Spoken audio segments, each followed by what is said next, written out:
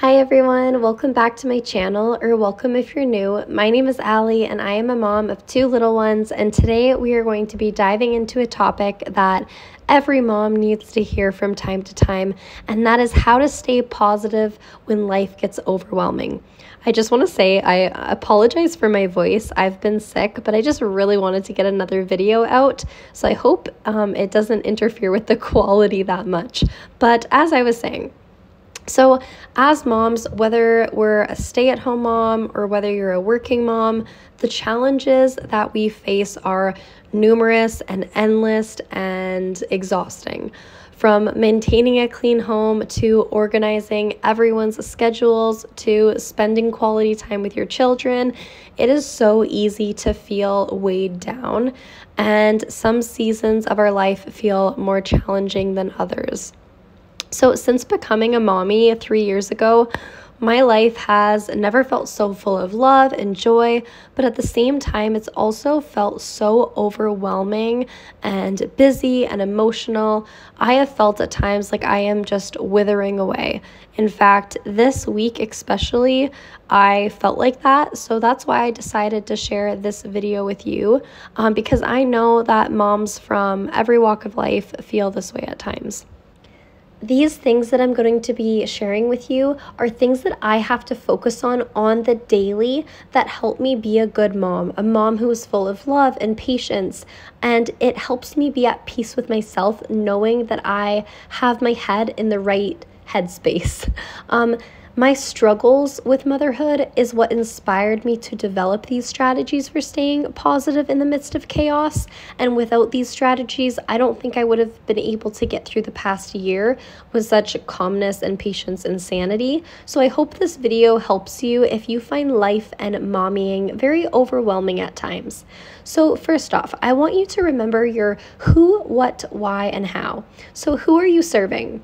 You are serving the people who mean the most to you, your children and spouse. Remind yourself of this when you're doing tasks that you're dreading and wanting to avoid. It's not the laundry that you love to fold, but it's the people wearing the clothes. It's not the floors you like to wash, it's the little feet that run and crawl on them.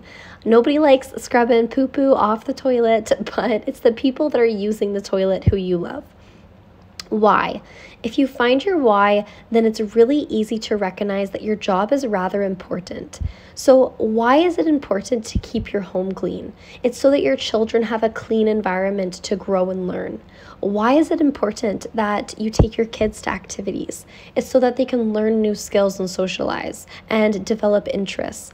Why is it important to make home-cooked meals? So that you're fueling your family's day, so that they can accomplish great things and they can have a healthy gut. Why is it important that you are the mediator of fights between siblings? Because you're teaching them lifelong skills, how to fight effectively and respectfully. Motherhood, parenthood, it's the most important job in the world because you're raising the next generation, and every action of yours and your presence in their lives is impacting who they are and who they are going to become. So what? What are your tasks and responsibilities? Are they really so bad and difficult? Don't get me wrong, motherhood is challenging, and I'm not trying to take away from that. However, it really humbles me to think of what the alternative could be. I think of my dad who woke up at 5 a.m. 5 days a week, drove an hour to and from work, and worked in -20, -30, sometimes -40 degrees, and then had to come home, sleep, and do it all over again. And to me, that seems miserable and unbearable. There is a lot of hard jobs in the world, and a lot of jobs that I would not wish upon anyone, and definitely would not want to do myself. So it helps me not complain as much. When you compare these harder jobs to motherhood, it gives you a sense of how blessed you actually are to have the job you have. Motherhood is a full-time job, and we have an endless list of tasks, and it's the small things that just add up, and it feels like such hard work. However, it is not hard. There are policemen chasing criminals, and there's doctors saving babies. So I try to remind myself that when I am cleaning my baby's disgusting high chair for 3 or more times a day, that it's not a difficult task, and it really humbles me. How do you want to do these tasks, and how do you want to be seen doing these tasks? Because these tasks, they need to be done regardless. So do you want to do it with a poor attitude? Because it's not only going to make the task less enjoyable, but your loved ones are going to have to witness that you're not happy. I don't want my kids to remember me as easily angered and easily overwhelmed. I want to show my children that chores can be fun with a proper mindset. Otherwise, they're not going to want to do their own chores and their own responsibilities in their life. I also want to teach them that when you love someone, you should be happy to serve them. One of the love languages is to serve, or to be, or for someone to serve you. So it's very important to teach that, so that one day they'll be able to serve their spouse or their children. And I want to teach them that we're very, very lucky to have the things we have, like a warm house and fun toys and a variety of clothing to choose from each morning. Therefore, we must take care of our items, and we must respect our items. And when you respect your items, you must clean them and organize them, and that takes a little bit of work. I am not saying that we need to do tasks like scrubbing the toilet with a great big grin on our face, but we also just don't want to make our family and our kids see that we're completely miserable when we are attending to our family and when we are cleaning our home. So next, you need to realize that right now at this moment, you are currently living at least one of your past dreams. For me, I always dreamed of being a mom and having children of my own to raise. I longed for the baby snuggles and getting to watch my favorite movies with my kids and taking them on nature walks. For most women, I'd say for at least all women who plan their pregnancies, they're so excited to be pregnant and they can't wait to have their baby, but then baby comes and we quickly realize that it may be a lot harder than we thought, and we start complaining. And then we complain some more, and complaining just gets easier and easier. And before you know it, we've gotten ourselves in to this very negative headspace, and it just leads us down a hole of no longer feeling like motherhood is our dream, and it's more like we're trapped and we are just longing for freedom. Somewhere along the way, we lose that excitement and that giddy feeling that you get, and we really want to try to avoid getting to that place to begin with. And if you're already there, then you got to work backwards and do some what's it called? Like, you got to fix that damage. So recognizing that you are living your past dream right now should humble you. If being a mother was never your dream, then maybe your dream was to be, to have a home of your own. We go from living with our parents, longing for freedom and adulthood, but then once that day comes, we realize how expensive living on our own is and how much work it is to care for a home. And we start complaining and we get ourselves in a negative mood. And then we start longing for more help, and we are no longer wanting complete independence. And it's so funny how that works. It seems like a dream is only a dream until it comes true. And then we allow it to become something that we no longer long for, and it becomes more of a nuisance and a headache. So we really need to try to keep that excitement when you accomplish a goal and dream. Next, the grass is not always greener on the other side. It is really easy to compare yourself to other moms or other households.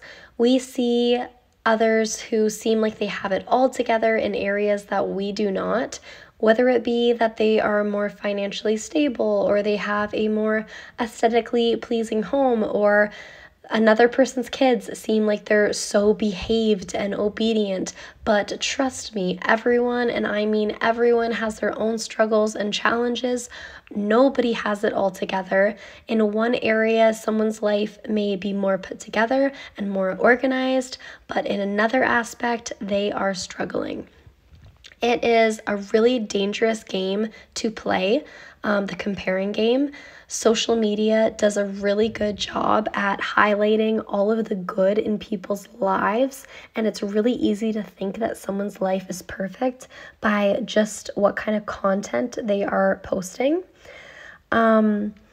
But don't fall for it. If you're finding that when you're on social media, you're feeling discouraged or envious or jealous in any way, maybe you should consider not following that account. I feel like there are 3 types of mommy creators when we're talking about social media. There are some creators who focus on all the negatives about parenting. They show chaos and mess and disorder, and I think they're trying to be very relatable. And then there's creators that show the glamour of parenting. Every post is perfect and it's put together and it's very aesthetic, but I think you should be following the people that are kind of in the middle. They recognize and they talk about the challenges, but they offer really helpful skills when it comes to parenting and motherhood. They are seasoned parents and they know what they're talking about, and they're educated and they're motivational.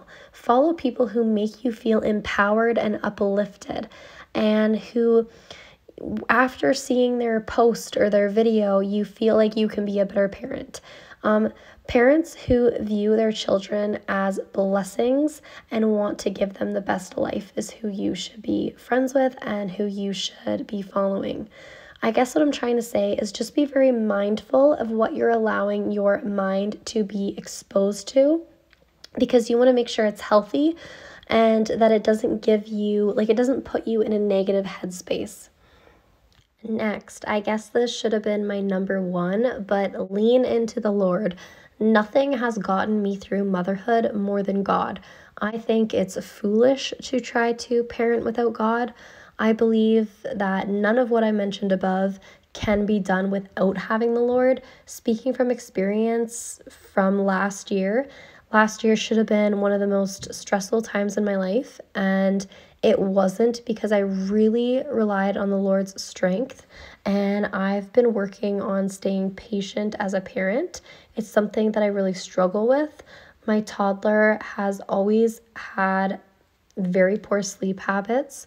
She has never been sleep trained, and trying to get her down to bed for hours and dealing with her tantrums while having a newborn was really, really hard. My spouse is a very hard worker, and he was absent this past year trying to provide for us. So it was very isolating, and I felt very alone and emotionally drained. So it's natural for us to be short with our children when we are around them 24 hours a day, 7 days a week. But I did not want that to be an excuse for my behavior. So I really just needed to surrender all of it to the Lord and ask Him for patience and wisdom and love to pour onto my children. And I feel like I handled this year very well, and I'm proud of myself, and I still got a lot of learning to do. And at times I was impatient, and in those times, I was able to show my kids that parents aren't perfect either, and we too have to apologize. And it literally melts my heart, because when I apologize to my daughter, she hugs me and she says, "It's okay, Mama. Sometimes happens." And yeah, there's nothing that the Lord can't help you with, but you just have to ask and pray. Don't let the enemy in. When I get feeling really negative about my life or my current situation, I remember that the enemy loves to destroy families and homes. That alone scares me enough to take a step back and remember just how much I have to be grateful for and how blessed my life is.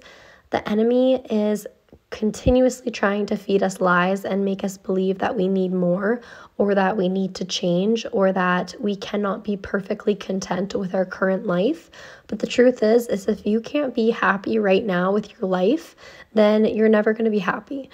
there is always going to be something to be unhappy about. So you have to keep your mind focused on the goodness that is in your life rather than the bad. Our time on life is so short, way too short to not enjoy every single season we are in. Next, you need to find what is not working for you and your household, play detective, and get to work. I'm going to be doing a whole video next week about how to make your home work for you, so stay tuned. But in short form, you need to target what about your life, what about motherhood is overwhelming and causing you to feel drained, and then brainstorm ways that you can help alleviate that. I don't know what is not working for you in your current situation, but here are a couple random things, for example. So if you're tired of picking up toys all over your house and your kid's not cleaning up, the solution might be either to keep toys in a designated playroom and they're not allowed to leave that playroom, or maybe the solution might be you minimize their toys available, or you take out one bin of toys at a time and they have to clean up those toys before they move on to the next item. Maybe you're tired of cooking every single night a meal from scratch. Maybe your solution is that you treat yourself once a week to an easy meal or a food out. Or maybe you start making double or triple portions so that you have enough leftovers for the following nights. For us, one of the big issues in our home has been the TV. We do limited screen time with our toddler, and sometimes we kind of allow her to watch far too much TV. And we do notice that her behavior gets out of hand if she's been in front of the TV for too long. So what we've done in the past is we've completely removed the TV from the living room. We put it down in the basement and she stopped asking for it because it simply wasn't there. A lot of the time, if something is causing a problem and you can target it and you just literally remove it from the room or the environment, you'll notice a huge difference. It did take a little bit of an adjustment period for her, but she did amazing with no screen time. She played independently, and we are definitely considering doing that again.